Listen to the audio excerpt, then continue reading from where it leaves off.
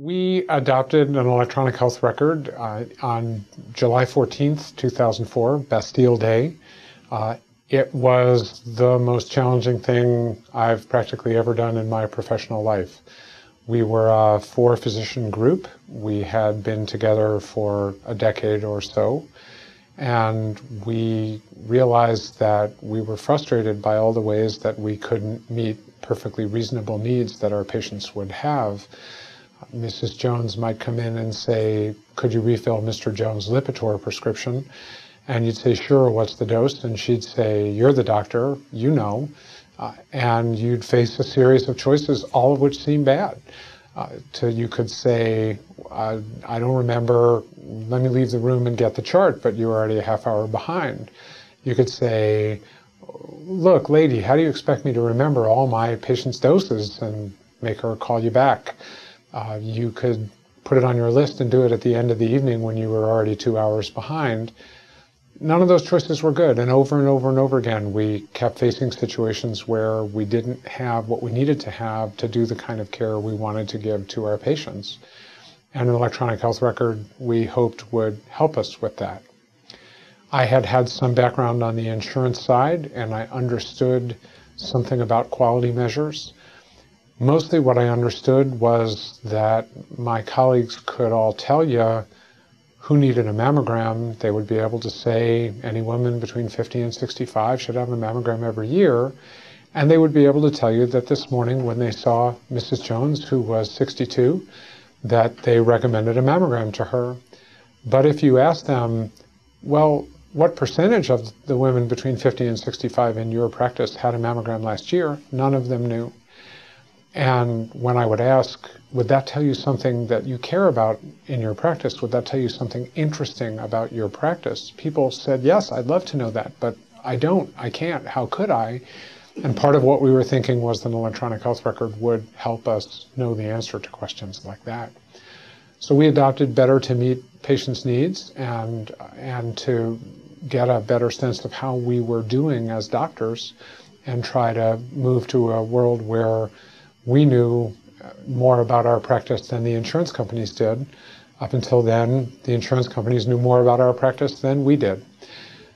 So that was why it was very challenging. The technology was balky. We didn't want the computers to disrupt the doctor-patient relationship.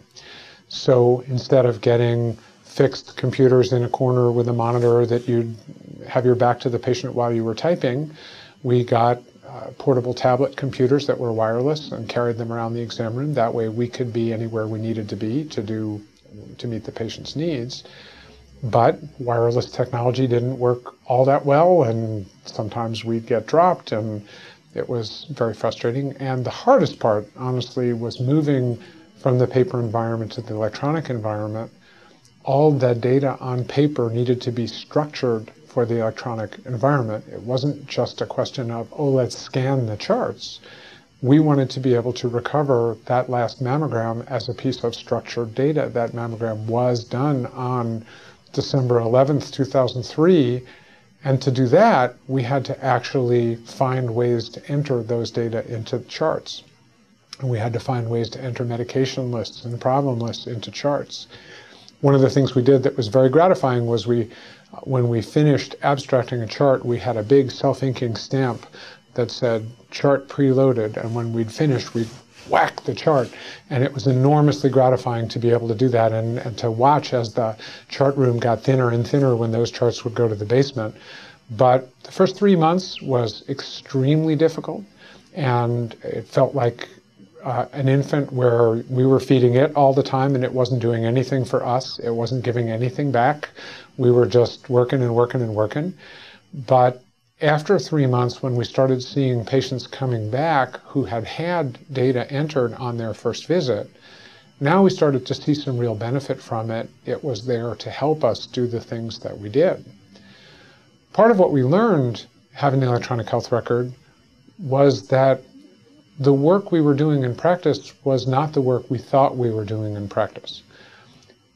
We thought, like many doctors think, that the core product of our work in primary care were office visits, And we worried a lot about documentation so that we would be able to say whether it was a level 3 or a level 4. But we thought it was the visits where we really contributed value. One of the things we learned with the electronic health record was that there were lots of other ways we were working with our patients where we were meeting their needs, not with visits. We became available to patients by email. We did telephone work like all primary care doctors do telephone work. We did prescription refills from a voicemail system. All of these things represented clinical work. All of them required us to access information and use it for the patient's benefit. If you were given a request for a refill of a statin drug by a patient, your first question might be, is the patient on that drug? And your second question might be, what's the dose? And your third question might be, well, this patient was on that medication for a reason. I had an LDL I was trying to hit as a target. Did I hit it? And you might ask, and when was the last time I knew? And knowing what that target was would require you to know other things about the patient. Is it a patient with diabetes? Is it a patient with high blood pressure? Well, then the target would be different. Now, maybe there are doctors out there who can remember all those things for the 1,800 or 2,000 people they take care of. But even in a 4-doctor group, you're called upon to do that work on behalf of other doctors who don't happen to be there when the patient is requesting that refill. And that's a lot of information that you need to get really quickly. And we found the electronic health record absolutely invaluable in doing that kind of work. But it was a little bit a cycle that you had to know how you were going to use it the right way, because if you didn't enter information the right way, it wouldn't be there in the way that you might recover it. Another good example of that, when we would, the electronic health record we had gave us 2 different medication list views. One was current medications and one was all medications ever. And when you would remove a medication from a list, you would get a quick dialog box that said, why are you removing this medication? And most of us just didn't relate to that. Why would we put that down? We're just trying to have an accurate medication list. We just want to take it away. But it turned out that the way that the product worked was smarter than we were. That if you looked at the all medications and you looked at the grayed out ones they weren't on anymore, the product would present back to you the reason that you stopped the medicine. But it would only do that if you put a reason there. So if you said too expensive or side effect, then you'd know. But if you didn't, you'd have to go back in the chart to try to find what the reason was that you stopped that medicine 3 years ago or 5 years ago. It happens all the time in practice. In paper, you had no choice but to just go pawing through the chart to try to find it. With an electronic health record, we could find it.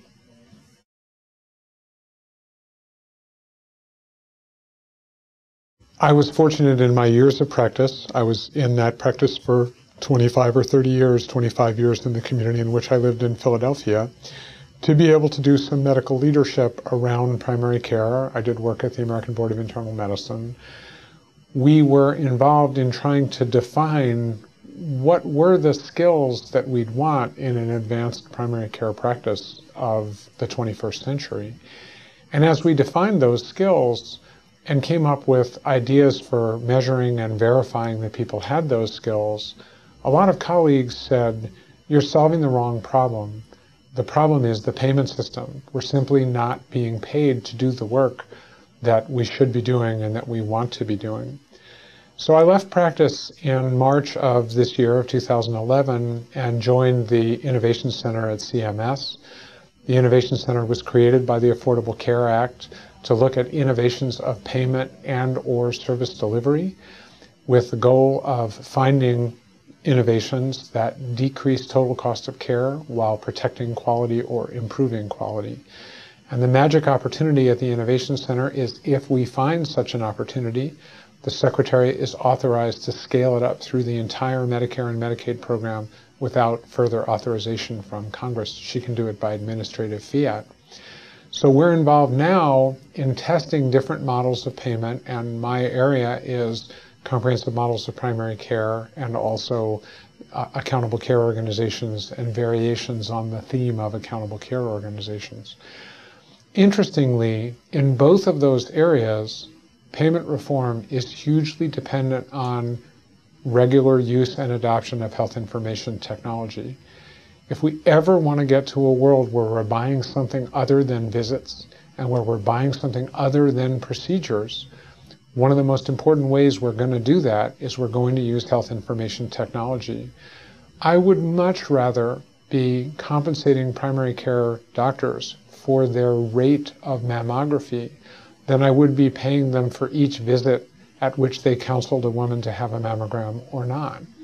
And there's no reason we couldn't have a payment system that looked at overall performance at a population level and paid doctors based on that. And if we could be clear about what we really want from doctors with respect to patient care, we now have a national quality strategy. We have a three-part aim. We want better health, better care, and decreased total cost. Better health means people have better functional status. There are tools for measuring functional status and for doing it longitudinally. They can be embedded in electronic health records. People could use them. The biggest barrier we have to buying better functional status today is we don't know it as reliably as we should. If people were using health information technology reliably, consistently, and creatively, we would know that. Better care. That typically means guideline-driven care. Did patients with diabetes get the things they were supposed to get? Again, as doctors, we've prided ourselves on knowing what those things are, but we haven't been able to say that reliably we did that. I would like to see a payment system that paid a doctor more for having 90% of their patients with diabetes have A1Cs lower than 8 or 9, rather than a doctor who has 40% of A1C patients lower than 9. That second doctor isn't doing as good a job as that first doctor at the population level. And yes, there are problems with risk adjustment, and yes, there are problems with different populations, but we certainly don't address those problems with a visit-based payment system. And decreased total cost of care, we need to be thinking about that as well. So in my new job, I think about the three-part aim, and I think about how we can use the payment system to get there. And I would like to be buying care differently than we do today. And most of my colleagues say they would like to be paid differently than they are today. But health information technology will be a huge part of that.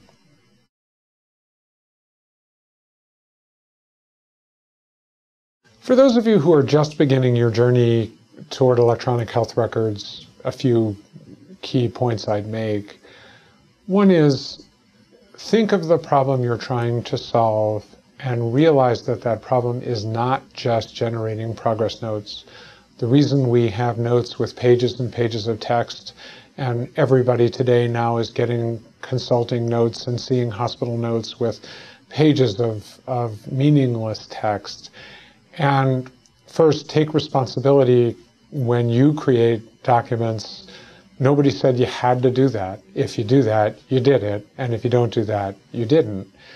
Second, realize that what you really want to use health information technology to help you do is to practice medicine and manage information. You want to use it to meet the patient's needs. Patients love being able to interact with their doctors by email. Email works for the same reason in medical practice that it does in the rest of our lives.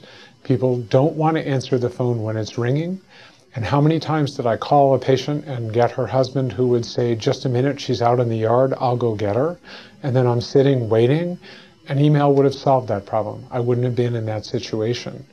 People are afraid sometimes to move in that direction because they think if they do, they'll take on a big uncompensated burden. But I would counsel people that the payment system is moving to reward value instead of volume, and effective use of health information technology is a big piece of it. I would also say it's hard and it's frustrating, and when you're struggling and when you feel like you're doing something that is impossibly difficult, realize that before you were doing lots of things that were impossibly difficult too. You were trying to take care of patients without knowing what you needed to know to make the right decision for them. you were trying to answer questions without having information that you wish you had. If you use health information technology in a strategic way, you will feel much more secure, supported, safe, and happy as the doctor. And you'll spend less time worrying at 11 o'clock at night, did I remember to do something, if you use the health information technology to help be sure that you do what you want to do for your patients.